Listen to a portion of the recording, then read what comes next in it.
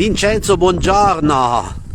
Ma tu stai continuando un lavoro da generazioni in generazioni. Questa attività l'hai intrapresa a tuo bisnonno e tu continui ancora a portarla avanti. Sì, l'allevamento di bovini è stato iniziato dal mio bisnonno prima del 1900, poi appunto è stato portato avanti dal mio nonno, insomma, poi anche dalla mia famiglia. Adesso ho proseguito io, migliorando e cambiando la razza allevata.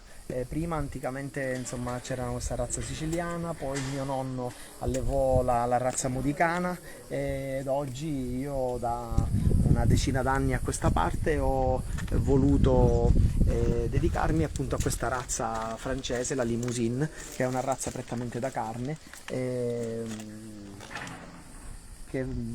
consente naturalmente una maggiore redditività, che naturalmente mira a produrre carni. Allora, andiamo a vedere da vicino anche la stalla, perché qui gli animali vivono liberi, però i vitellini sono custoditi all'interno della stalla. Sì, è una stalla a stabulazione libera, dove dentro c'è l'accesso all'alimentazione, ai mangimi, alle paglie e all'acqua fresca, ma hanno appunto anche dei paddock, come vediamo, dei paddock esterni, dove possono entrare e uscire e possono scegliere loro liberamente dove stare, in base alle temperature, in base allo status in cui si trovano, al periodo dell'anno. In linea di massima teniamo quasi sempre gli spazi aperti, come ribadisco siamo quasi a 450 metri di altezza dal mare, e quindi diciamo che il clima è abbastanza mite, però in caso di inverni un po' più rigidi appunto si possono chiudere le porte per evitare che gli animali possano prendere delle malattie, delle bronchiti che possono capitare. No, prima di entrare dentro la stalla mostriamo il panorama da qui e spieghiamo anche dove ci troviamo, perché siamo nelle Madonie, siamo proprio di fronte a Castelbuono, lo vediamo lì. Sì, siamo in una montagna che si trova prettamente di fronte a Castelbuono, ci separa sostanzialmente fisicamente il fiume Pollina, insomma siamo in una valle, quasi un anfiteatro. Ad oggi questa azienda proprio si trova di fronte a Castelbuono, a sinistra abbiamo Geraci, a destra Esnello e qui dietro abbiamo Pollina. E poi ci sono vicino anche le petralie. Sì, le petralie che sono lì dietro, proprio dietro Geraci, e dietro quella montagna si va sulle petralie piano Battaglia. Ma questo è tutto il terreno dell'azienda dove sono liberi. Parte di terreno, sì, abbiamo 180 ettari di azienda, dove gli animali stanno prettamente a pascolare. Razionalizziamo i pascoli separando appunto e dividendo il passaggio da un lotto all'altro, per far sì che appunto ci sia una migliore razionalizzazione anche dei foraggi freschi. Allora, noi entriamo dentro la stalla, amici, fateci sapere da dove ci state guardando. Vincenzo, allora mostrici questo luogo che è stato realizzato recentemente. Prego, sì, abbiamo completato da pochissimo i lavori di realizzazione insomma, di questa nuova stalla, una stalla moderna che appunto ha previsto sostanzialmente la realizzazione di una stalla per il finissaggio, ma anche degli spazi e dei box per sale parto, sale medicazioni. È una stalla dove ricoveriamo i vitelli allo svezzamento dai 8 mesi, 10 mesi, per poi appunto portarli alla fase di finissaggio fino ai 14-16 mesi, 18 per i maschi. È una stalla realizzata insomma con le ultime tecnologie moderne. Abbiamo realizzato appunto questo colmo ventilato, anche su suggerimento della ditta fornitrice, che appunto è la ditta BCM di Ragusa, molto specializzata su queste strutture. Devo dire che questo colmo è abbastanza funzionale, in quanto c'è una reazione continua e costante, l'eliminazione degli acidi è realmente efficace, quindi c'è un'aria salubre e non si sente quel classico tanfo, anche se una volta si portavano i bambini nelle stalle proprio per curare la pertosse. Ecco, qui abbiamo il fieno. Questa è la paglia, questa è una paglia di orzo che appunto produciamo noi. E questa è la mia primogenita Maria Costanza. Ciao Maria Costanza, sappiamo che tu hai anche la passione, vuoi portare avanti questa azienda insieme a papà? Sì, Quanti anni hai? 12, quasi 13. Complimenti. Allora, il futuro di questa azienda, possiamo dire, perché Vediamo, speriamo. è importante vedere i giovani che vogliono continuare Sì, questa devo attività. dire che loro, nonostante io non faccia grandi pressioni, manifestano già da sé, insomma, la vicinanza e comunque anche la cultura del sacrificio. Poi in futuro, insomma, si vedrà, però intanto tutti insieme cerchiamo di portare avanti e di remare nello stesso verso. Ecco, il lavoro rispetto al passato possiamo dire che è un po' cambiato, un po' più leggero. Molto, assolutamente sì, non si può negare che sicuramente una stabulazione di questo genere fa sì che durante tutto l'arco dell'anno gli animali stiano con un microclima costante. Anche per l'uomo stesso le intemperie sono abbastanza lontane, insomma si lavora con una qualità nettamente migliore a tanti anni fa, c'è una corsia di alimentazione abbastanza ampia e consente di entrare insomma con i mezzi, infatti lì dentro abbiamo il carro miscelatore che a breve incominceremo a utilizzare per la realizzazione dell'Unifeed, cioè un unico pasto in cui paglie e mangime vengono miscelati in un'unica razione. E questo fa sì che naturalmente anche il pH dell'animale durante la digestione non ha delle oscillazioni tali che diciamo, consentono anche un ritardo nell'accrescimento e nell'emissione del grasso per la marezzatura corretta della carne. Questo è un mangime che facciamo noi, prettamente biologico, con aggiunta di mais che compriamo da fuori, fatto a base appunto di mais, orzo e pisello proteico che produciamo noi, ed un integratore bio che compriamo dalla Protec Ravenna. Ecco, perché questo è un allevamento bio. Quindi. Questo è un allevamento biologico, sì, certificato, siamo in biologico dal 2003.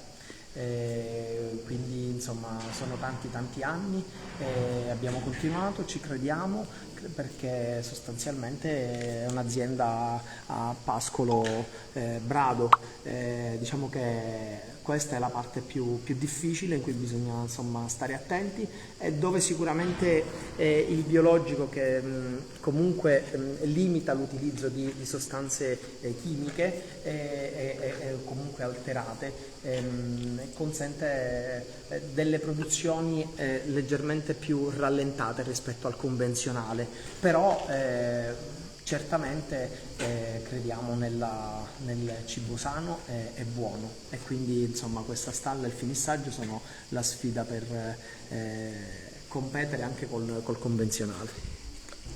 Andiamo a raggiungere un angolo particolare di questa stalla perché è l'angolo dedicato al parto. Era uno dei momenti più difficili per l'allevatore, oggi viene in aiuto anche la tecnologia. Intanto stanno entrando i vitelli e adesso vi mostreremo qualcosa di particolare. In questo momento non ci sono. Intanto voi fateci sapere da dove ci state guardando. In questo momento non ci sono mucche pronte al parto e quindi abbiamo inserito queste vitelle che sono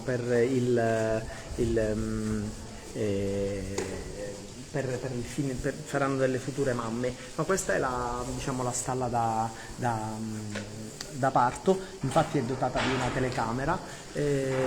Quando le fattrici sono prossime al parto le mettiamo qui dentro ed applichiamo questo. Ecco, tua figlia ha qualcosa in mano, adesso ci spiegherai. Questo è il bocal, è un sensore di parto che applichiamo alla coda della mucca che 2 ore prima dell'inizio della gestazione ci avvisa con un applicativo, manda un messaggio e o interveniamo qui in stalla oppure monitoriamo tramite la telecamera. Questo sicuramente consente di far sì che ci si può trovare in qualunque posto e si può continuare a essere costantemente aggiornati sull'evoluzione sia della stalla che del parto. Naturalmente se dovesse esserci necessità si chiama insomma il veterinario, se no si predilige il parto prettamente naturale. Ancorché la razza Limousin è una razza che ha una facilità di parto abbastanza elevata. Ecco, in passato invece era tutto diverso, l'allevatore... In passato l'allevatore dormiva con la brandina accanto alla mucca, naturalmente non potendo usufruire di questa tecnologia si monitorava con diciamo, il controllo visivo. Ecco. Quindi oggi è molto molto più facile. Oggi diciamo che si è più agevolati dalle tecnologie, dall'intelligenza artificiale che sicuramente consente di poter essere più efficienti, ma di base l'allevamento rimane sempre quello.